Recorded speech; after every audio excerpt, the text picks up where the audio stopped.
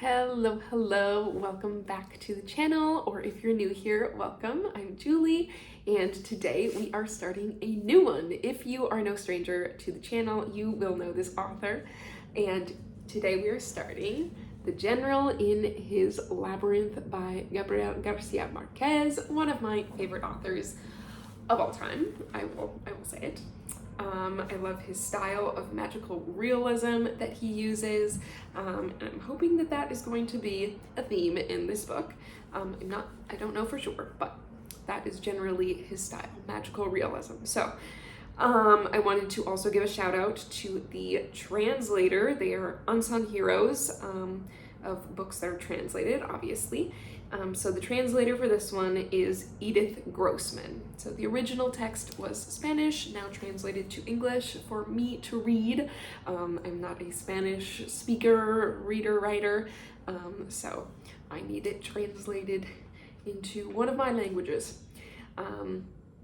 Anyway, thanks for being here. Subscribe so you can catch the rest of it. As I said, it is the first section, so we're starting from the beginning, and yeah, I hope you enjoy. Let's do the dedication, a little quote forward, and then we'll get into it. For Alvaro Mutis, who gave me the idea for writing this book. I've got a quote. It seems that the devil controls the business of my life. And that's letter to Santander, August 4th, 1823. The General in His Labyrinth. And we've got a map. Mapa del último viaje de Bolívar, 1830. So we're getting a map of the region of what is now, or was then, I suppose, too, northwest South America. We've got like Colombia, Ecuador, Venezuela areas. All right. And the text starts on page 3. Let's go. Jose Palacios, his oldest servant, found him floating naked with his eyes open in the putrefying waters of his bath and thought he had drowned. He knew this was one of the many ways the general meditated, but the ecstasy in which he lay drifting seemed that of a man no longer of this world. He did not dare come closer, but called to him in a hushed voice, complying with the order to waken him before 5 so they could leave at dawn.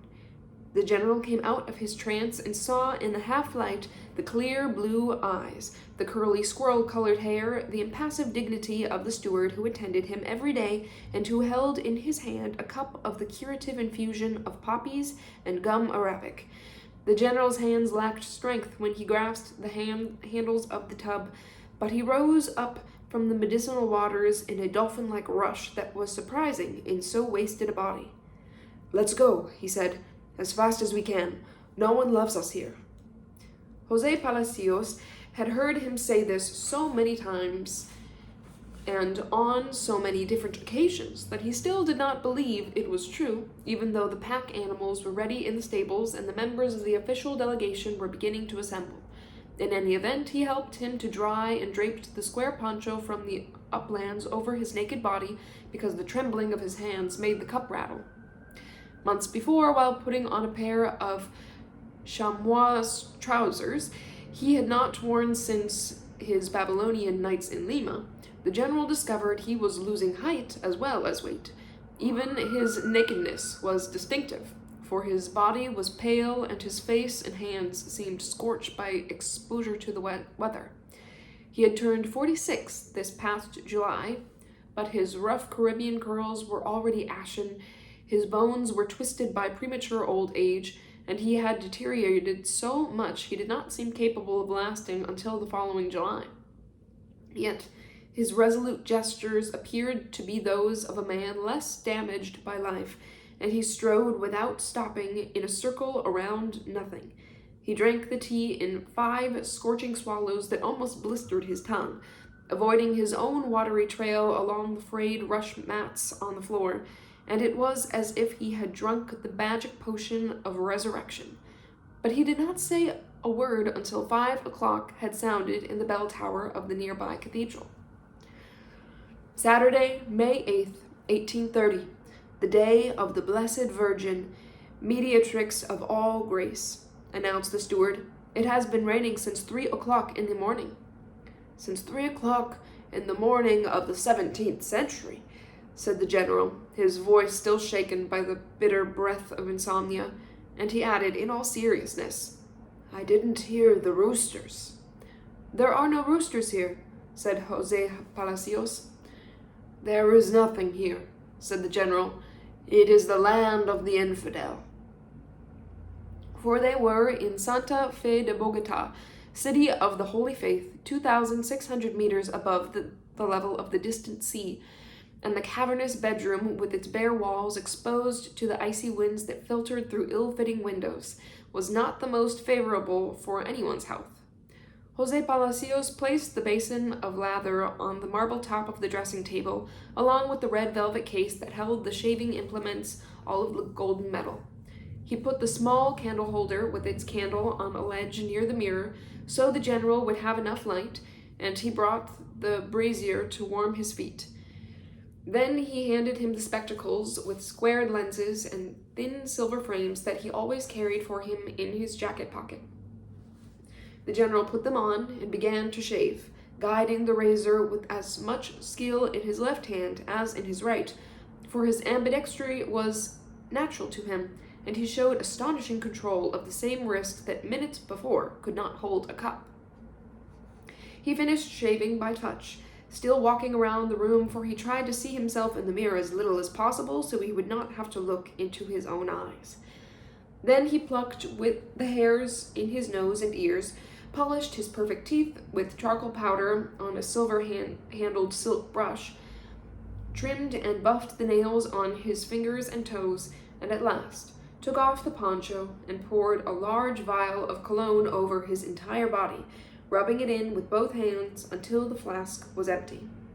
That dawn he officiated at the daily mass of his ablutions with more frenetic severity than usual, trying to purge his body and spirit of 20 years of fruitless wars and the disillusionments of power. The last visitor he received the night before was Manuela Sainz, the bold Quiteña who loved him but was not going to follow him to his death. As always, she would remain behind, charged with keeping the general informed of everything that had happened in his absence, since for some time he had trusted no one but her. He left in her care some articles whose only value was that they had belonged to him, as well as some of his most prized books and 2 chests containing his personal archives. The previous day, during their brief formal farewell, he had said to her, I love you a great deal, but I will love you even more if you show more judgment now than ever before. She understood this as another of the many homages he had paid to her in their 8 years of ardent love. Of all the people he knew, she was the only one who believed him. This time, it was true that he was leaving. But she was also the only person who had at least one telling reason for expecting him to return. They had not intended to see each other again before the journey. Nevertheless, the lady of the house wanted to present them with the gift of a final, secret farewell, and she had dressed Manuela, dressed in a cavalry uniform, enter through the main stable doors in order to sidestep the prejudices of the overpious local community. Not because they were clandestine lovers, for they were lovers in the full light of day with the great public scandal, but to preserve at all costs the good name of the house. He was even more careful, for he ordered Jose Palacios not to close the door to the adjoining room that was a necessary passageway for the household servants, and where the aide-de-camp on guard duty played cards until long after the visit was over. Manuela read to him for 2 hours. She had been young until a short time before, when her flesh began to overtake her age. She smoked a sailor's pipe, used the verbena water favored by the military as her perfume, dressed in men's clothing, and spent time with soldiers, but her husky voice still suited the penumbra of love. She read by the scant light of the candle, sitting in an armchair that bore the last viceroy's coat of arms, and he listened to her in bed, lying on his back, dressed in the civilian clothes he wore at home, and covered by the vicuña poncho. Only the rhythm of his breathing indicated that he was not asleep. The book, by the Peruvian Noé Calzadias, was entitled A Reading of News and Gossip Circulating in Lima in the Year of Our Lord 1826, and she read with a theatrical emphasis that matched the author's style very well. For the next hour her voice was all that could be heard in the sleeping house, but after the last watch, a sudden chorus of men's laughter erupted, rousing all the dogs in the courtyard. He opened his eyes, more intrigued than disturbed, and she closed the book in her lap, marking the page with her thumb.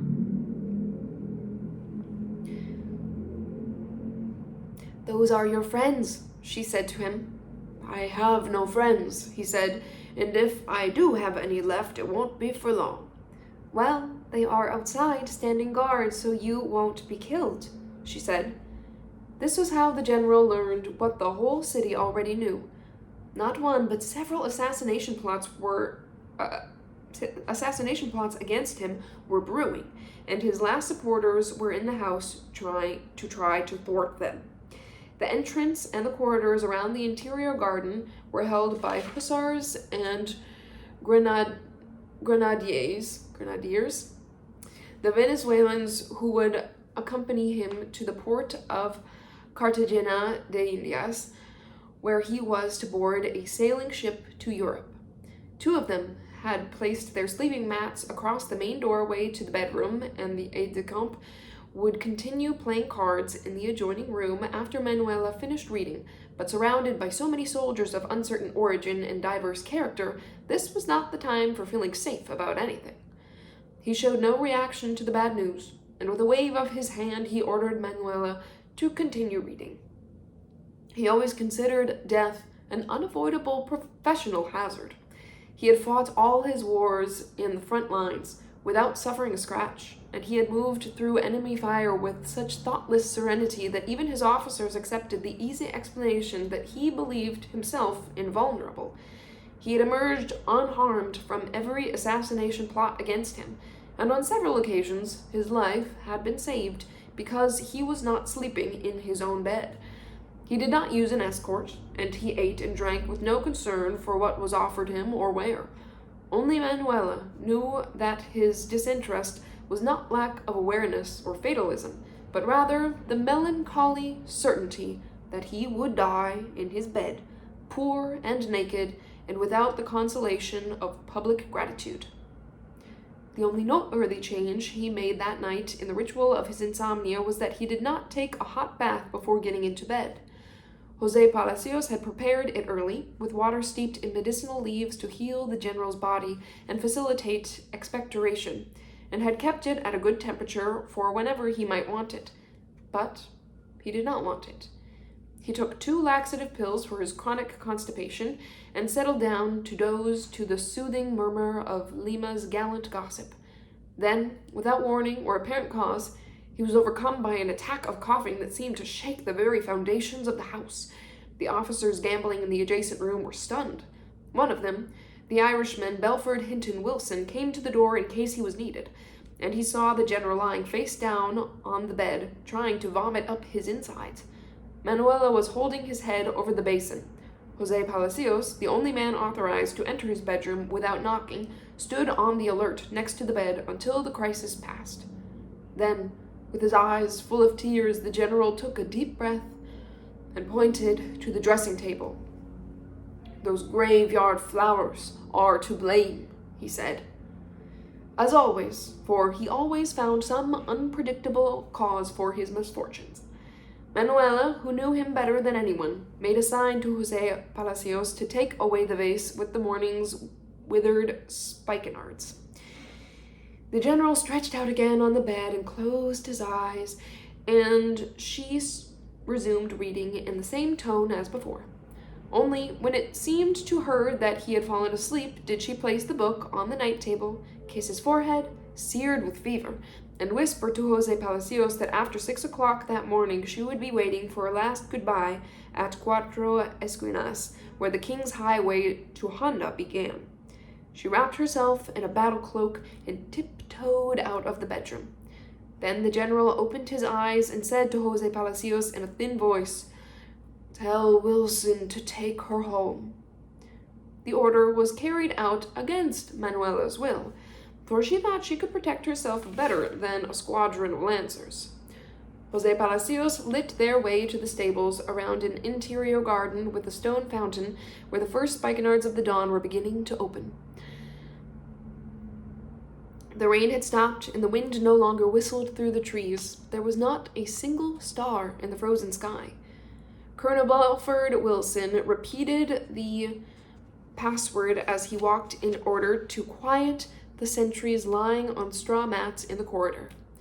When he passed the window of the principal reception room, Jose Palacios saw the master of the house serving coffee to the group of friends, military and civilian, who had volunteered to stand watch until the moment of departure. When he returned to the bedroom, he found the general in the clutches of delirium. He heard him utter disconnected phrases that all fit together into one. Nobody understood anything. His body burned in a bonfire of fever, and he was farting stony, foul-smelling gas. The next day, not even the general would be able to tell if he had been talking in his sleep or raving while awake. And he would not remember anything, he said. These were what he called my crises of dementia. They no longer alarmed anyone, since he had suffered them for over 4 years without any doctor risking a scientific explanation, and the following day would find him risen from the ashes with his reason intact. Jose Palacios wrapped him in a blanket, left the candle burning on the marble top of the dressing table, and went out without closing the door so he could continue watching from the adjoining room. He knew he would recover sometime at daybreak and immerse himself in the icy waters of the bath in an effort to restore the strength that had been ravaged by the horror of his nightmares. It was the end of a clamorous day. A garrison of 789 hussars and grenadiers had rebelled on the pretext of demanding payment of wages they had not received for the past 3 months. But the real reason was this. Most of them were from Venezuela, and many had fought wars for the liberation of 4 different nations, but in recent weeks they had been the victims of so much vituperation and provocation on the streets that they had cause to fear for their safety after the general left the country. The conflict was settled by payment of their travel expenses and 1,000 gold pesos instead of the 20,000 the insurgents had asked for, and at dusk they had marched away to their native land, followed by a pack of women with their baggage and all their children and domestic animals. The din of the bass drums and the military brass band could not drown out the tumultuous shouting of the mobs that set their dogs on them and hurled strings of firecrackers at their feet to make them break step, actions they had never taken against enemy troops. 11 years earlier, after 3 long centuries of Spanish domination, the brutal viceroy Don Juan Samano had fled through those same streets disguised as a pilgrim. But his trunks were full of gold statues and uncut emeralds, sacred toucans, and brilliant stained glass butterflies from Muzo. There was no lack of people to weep for him from their balconies and throw flowers in his path and offer him heartfelt wishes for a calm sea and a prosperous voyage. Without moving from the house that had been lent to him by the Minister of the Army and Navy, the general had played a secret part in negotiating the conflict, and in the end, he had ordered General Jose Laurencio Silva, his nephew by marriage, and a trusted aide to leave with the rebellious troops as a guarantee that there would be no new disturbances before they reached the Venezuelan border. He did not see the parade under his balcony, but he had heard the bugles and the drum rolls and the raucous yells of the throngs in the street, whose shouts he could not understand. He attributed so little importance to them that he reviewed back correspondence with his secretaries and dictated a letter to the Grand Marshal Don Andres de Santa Cruz the president of Bolivia, in which he announced his withdrawal from power, but was not very certain whether he would travel abroad. "I won't write another letter for the rest of my life," he said when he had finished. Later, while he was sweating his siesta fever, the sound of distant disturbances penetrated his sleep, and he was startled awake by a series of explosions that could just as well have been insurgency as fireworks. But when he asked about it, he was told it was a fiesta. "That was all, a fiesta, General." And no one, not even Jose Palacios, would have dared to explain just what fiesta it was. Only when Manuela told him that night during her visit did he learn that it was the followers of his political enemies, the demagogue party, as he called them, who, with the compliance of the police, were roaming the streets and inciting the artisans' guilds against him. It was Friday, market day, which made it easier to create disorder in the main square. A heavier rain than usual, accompanied by thunder and lightning, dispersed the rioters at nightfall. But the damage was done. Students from the Academy of San Bartolome had assaulted and seized the offices of the Supreme Court in order to force a public trial of the general. And they had slashed with bayonets and then hurled down from the balcony his life-size portrait painted in oils by a veteran of the liberating army. The mobs, drunk on corn liquor, had looted the shops along the Calle Real, as well as the bars in the poorer suburbs. That had not closed down in time. And in the main square they shot a general stuffed with sawdust, which did not need the long blue tunic with gold buttons for everyone to know who it was. They accused him of being the secret instigator of the military uprising in a belated effort to regain the power he had exercised for 12 uninterrupted years, and that the Congress had taken away from him by unanimous vote. They accused him of wanting to be president for life, so he could appoint a European prince as his successor. They accused him of pretending to travel abroad when in reality he was going to the Venezuelan border and planned to return at the head of the insurgent troops in order to seize power. Public walls were plastered with papeluchas, the popular name for the abusive broadsides printed against him, and his best-known followers remained in hiding in other people's houses until passions cooled. The press devoted to General Francisco de Paula Santander, his principal enemy, had taken to its bosom the rumor that the general's mysterious and very well publicized illness and the tiresome, ostentatious show he made of leaving were mere political ruses to make people beg him to stay.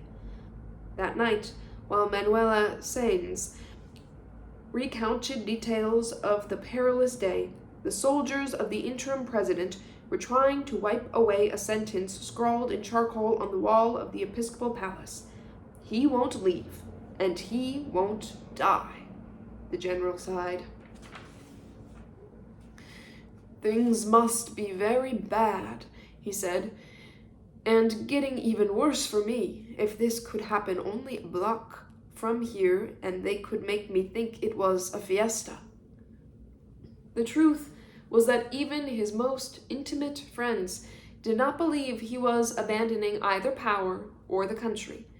The city was too small, and his own people too punctilious, not to know the two great flaws in his dubious departure.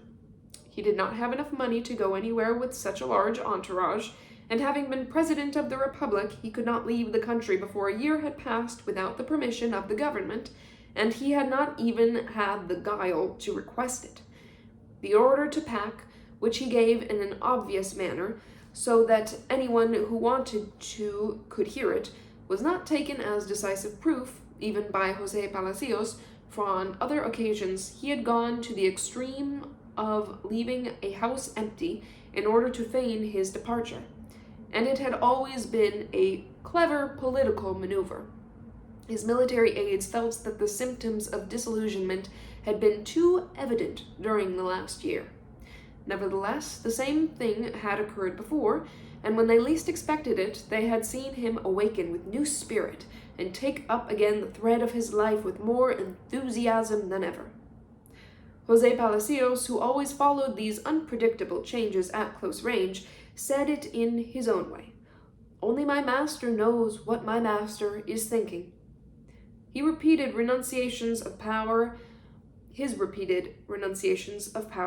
had been incorporated into popular song, beginning with the first one, an ambiguous statement in the very speech with which he had assumed the presidency. "My first day of peace will be my last one in power." In the years that followed, his renunciations were reiterated so many times and in such dissimilar circumstances that no one ever knew again which to believe. The most sensational of all had occurred 2 years earlier, on the night of September 25th, when he escaped unharmed from an attempt to assassinate him right in the bedroom of Government House. The congressional delegation that visited him at dawn, after he had spent 6 hours under a bridge, exposed to the weather, found him wrapped in a woolen blanket with his feet in a basin of hot water, but not as shaken by fever as by disillusion. He announced that the conspiracy would not be investigated, that no one would be prosecuted, and that the Congress designated for the coming year would meet without delay to elect another president of the Republic. "After that," he concluded, "I will leave Colombia forever." Nevertheless, the investigation took place. The guilty were judged with an iron hand, and 14 were shot in the main square. The Constituent Congress of January the 2nd did not meet for another 16 months, and no one spoke again of his resignation. But during that time, there was no foreign visitor, or chance companion, or casual acquaintance to whom he did not say, "I will go where I am wanted." The public announcements of his fatal disease were also not taken as valid evidence of his departure. No one doubted he was ill. On the contrary, since his last return from the Southern Wars, everyone who had seen him pass beneath the floral arches was struck by the astounding idea that he had returned only to die. Instead of Palomo Blanco, his historic horse, he came back riding a poor bald mule with trappings of straw. His hair had turned gray, and his forehead was furrowed by passing storm clouds, and he wore a dirty tunic with a torn sleeve. The glory had left his body. At the gloomy reception held for him that night at Government House, he was morose and uncommunicative, and no one ever knew if it was political perversity, or simple distraction that made him greet one of his ministers by another name. Not even his moribund appearance was enough to make anyone believe he was leaving. For 6 years they had said he was dying, and still he preserved intact his desire to rule.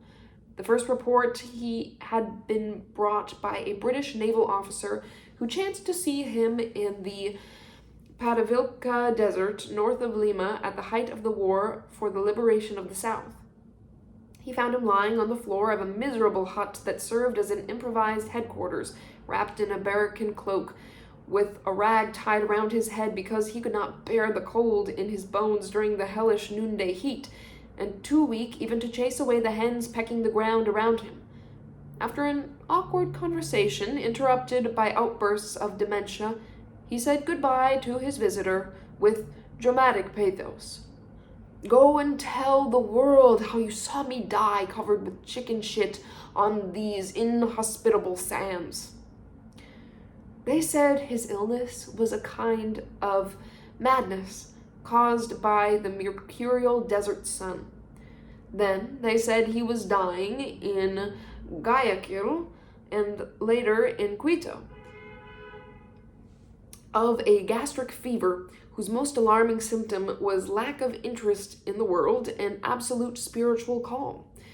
No one ever learned the scientific basis for these reports, for he had always been opposed to medical science, and he diagnosed and treated himself according to Donostierre's La médecine à votre manière, a French manual of home remedies that José Palacios carried wherever he went as an oracle for understanding and curing any disturbance of body or soul. In any case, for there had never been a death agony more fruitful than his. For while they thought he was dying in Patilvica, he crossed the Andean peaks again, conquered at Junin, completed the liberation of all of Spanish America with the final victory at Ayacucho, created the Republic of Bolivia, and was happier in Lima and more intoxicated with glory than he had ever been before or would ever be again. As a consequence, the repeated announcements that he at last was leaving power and country because of illness, and the formal public ceremonies that seemed to confirm them, that were no more than idle repetitions of a drama too often seen to be believed. A few days after his return, at the end of a bitter meeting of the Council of State, he took Field Marshal Antonio José de Sucre by the arm. "Stay with me," he said. He led him to his private office, where he received only a select few, and he almost forced him to sit in his personal armchair. "That place is more yours now than mine," he said. The Field Marshal of Ayacucho, his intimate friend,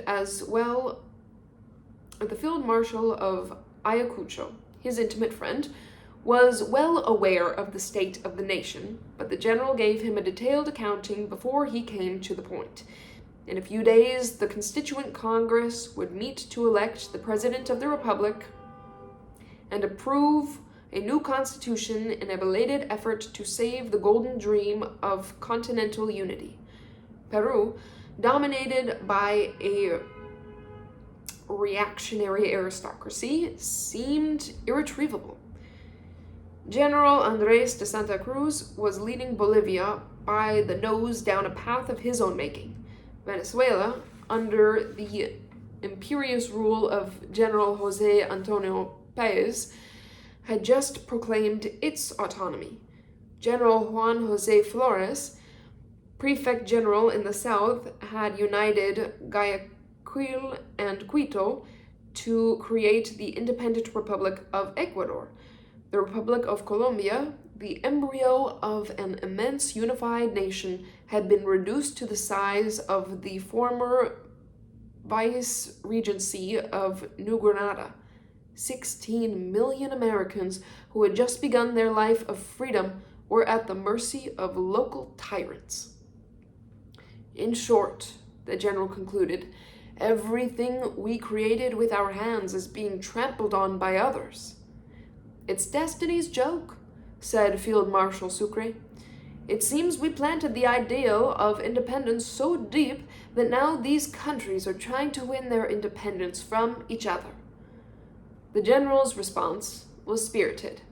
"Don't repeat the enemy's vile remarks," he said, "even when they're as accurate as that one." Field Marshal Sucre apologized. He was intelligent, methodical, shy, and superstitious, and he had a sweetness in his face that old smallpox scars could not diminish. The general, who loved him so well and had said of him that he feigned a modesty he did not possess. He was a hero at Pichincha, Tumulsa, and Tarqui, and not long after his 29th birthday, he had commanded the glorious Battle of Ayacucho, which destroyed the last Spanish stronghold in South America. But more than for these achievements, He was notable for the goodness of his heart in victory and for his talent as a statesman. At that moment, he had renounced his offices, used no military markings of any kind, and wore a black wool greatcoat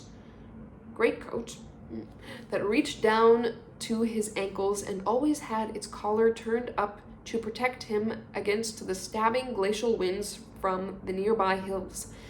His only involvement with the nation, and he desired it to be his last, was to participate in the Constituent Congress as a deputy from Quito. He was 35 years old,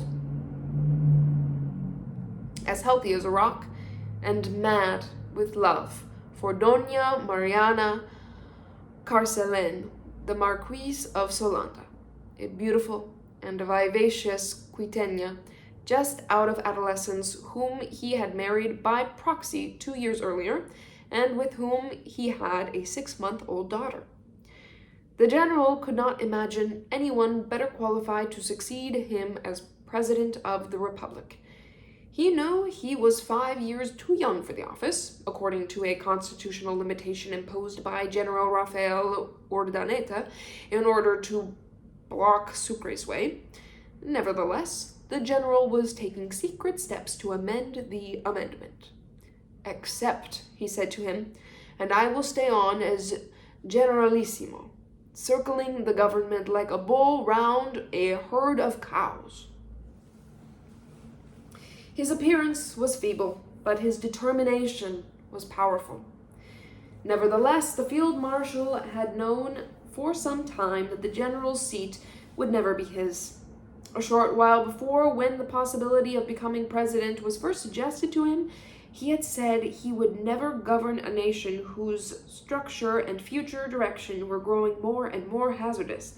In his opinion, the first step toward correction was to distance the military from power, and he wanted to propose to the Congress that no general could become president for the next 4 years, perhaps with the intention of blocking Urdaneta's way.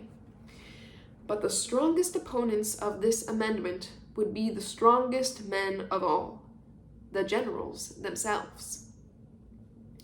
"I am too tired to work without a compass," said Sucre. "Besides, your Excellency knows as well as I do that what will be needed here is not a president, but a breaker of insurrections." He would attend the Constituent Congress, of course, and he would even accept the honor of presiding if it was offered to him, but nothing more. 14 years of wars had taught him there was no greater victory than being alive.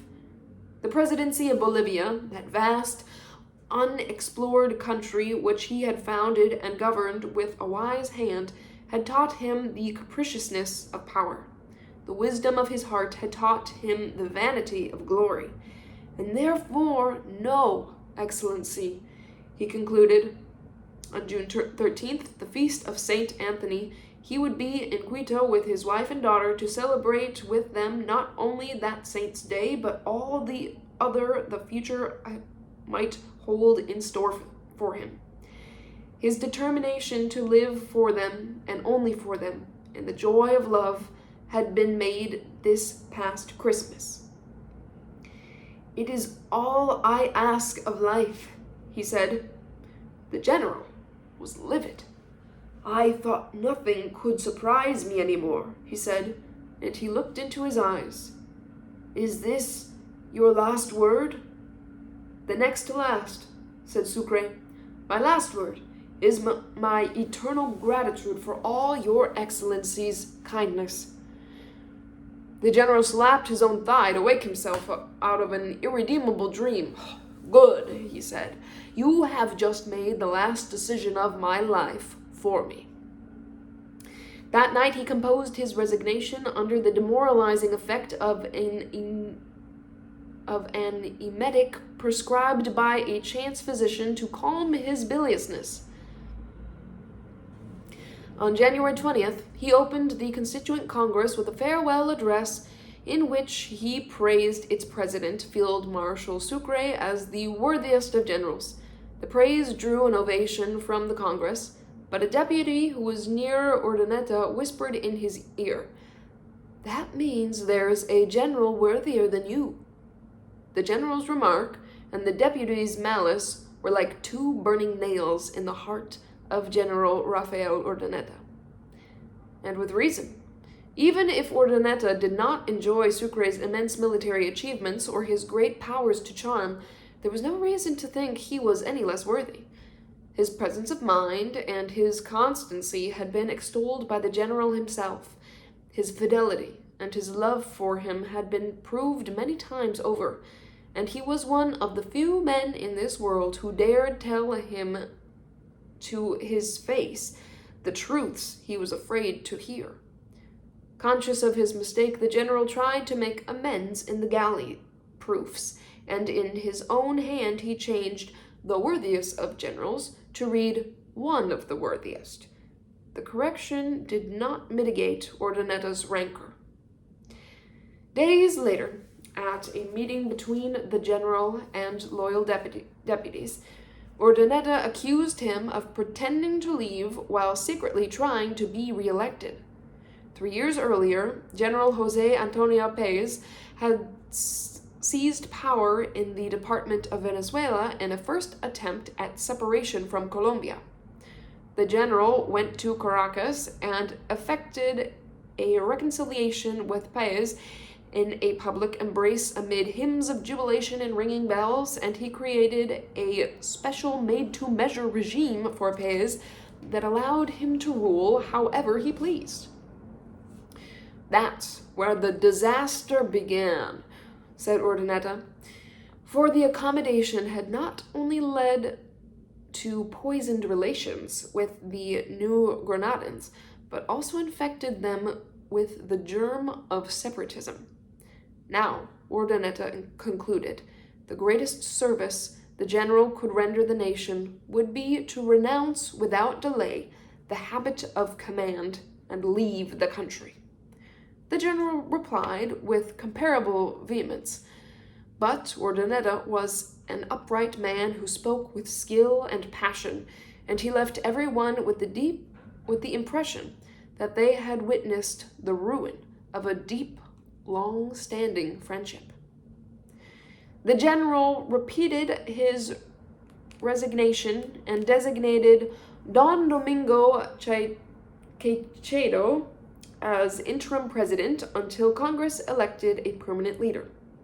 On March 1st, he left Government House by the service entrance in order to avoid the guests who were toasting his successor with champagne, and he drove in a borrowed carriage to Fucha Manor, an idyllic retreat on the outskirts of the city which the provisional president had lent to him.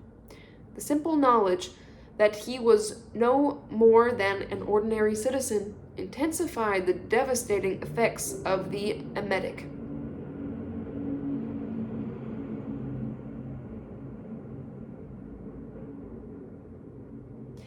He was half awake when he asked Jose Palacios to prepare the materials he would need to write his memoirs. Jose Palacios brought him ink and enough paper for 40 years of memories, and he advised Fernando, the general's nephew and secretary, so that he would be ready to offer his services on the following Monday at 4 o'clock in the morning, which was the general's best time for thinking, with all his rancor fresh and raw. According to what he had often told his nephew, he wanted to begin with his oldest memory, a dream he had on the Hacienda San Mateo in Venezuela not long after his 3rd birthday. He dreamed that a black mule with gold teeth had come inside and gone through the house from the principal reception room to the pantries, eating without haste everything in its path, while the family and slaves were taking their siestas, until at last it had eaten the curtains, the rugs, the lamps, the vases, the table service, and the linen in the dining room, the saints in the altars, the wardrobes and chests with all their contents, the pots in the kitchen, the doors and windows with their hinges and bolts, and all the furniture from the portico to the bedrooms, and the only thing left intact was the oval of his mother's dressing table mirror, floating in its own space. But he felt so content in the house at Fucha, and the air was so soft under a sky of hurrying clouds that he did not mention his memoirs again, but used the dawns to walk the fragrant paths of the savannah. Those who visited him in the days that followed had the impression he had recuperated, and the officers, above all, his most loyal friends, urged him to remain in the presidency, even if it was by military coup. He discouraged them with the argument that power by force was unworthy of his glory. But he did not seem to reject altogether the hope of being confirmed by a legitimate decision of Congress. José Palacios repeated, "Only my master knows what my master is thinking." Manuela continued to live a few steps from San Carlos Palace, a presidential residence, with her ear tuned to the talk in the streets. She came to Fucha 2 or 3 times a week, more often if she had urgent news, bringing marzipan and sweets fresh from the convents, and bars of chocolate with cinnamon for their 4 o'clock tea. She almost never brought the newspapers because the general had become so susceptible to criticism that any trivial misgivings could unhinge him. On the other hand, she reported intrigues in infinite detail, the betrayals in the salons and the prognostications of the rumor mills, and he had to listen to these with his guts in a knot, even when they were critical of him, because she was the only person permitted to tell him the truth. When they did not have a great deal to say to each other, they reviewed his correspondence, or she read to him, or they played cards with the aide-de-camp, but they always had lunch alone.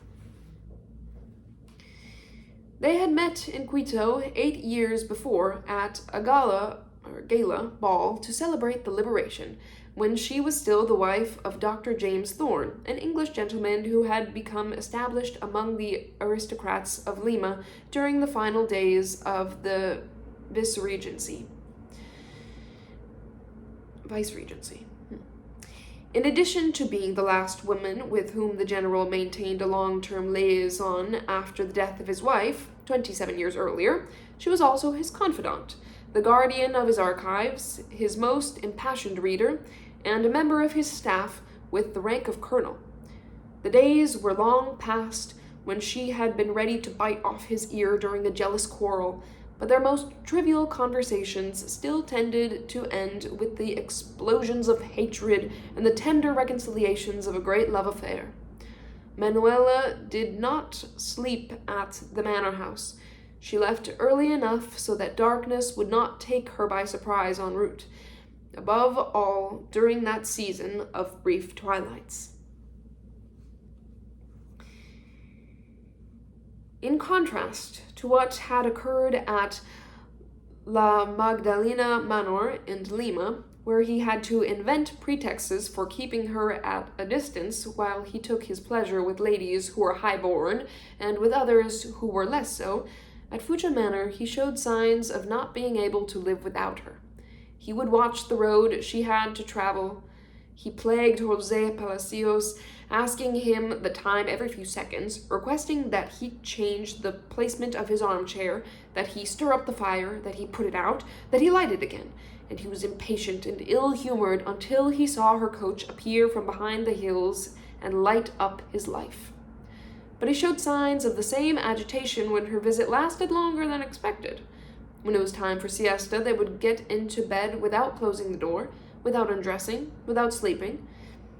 And more than once they made the mistake of attempting one final love-making, for he refused to admit he no longer had enough bodily substance to gratify her soul. And I think that's where we'll stop for this first section. We're in the middle of page 25. They tend to be quite long chapters, so we won't get to the beginning of the technical second chapter till next time, but middle of page 25 is where we will cut off. And I hope that you enjoyed the beginning of The General in His Labyrinth, by Gabriel Garcia Marquez. apologies for street noise. I try my best. And also for like flubbing words, it does take me just a section or two to really like get into the flow and the style again of a new book. So the next ones should be a little bit better reading quality, but I hope you will join me, and I will see you then. Bye!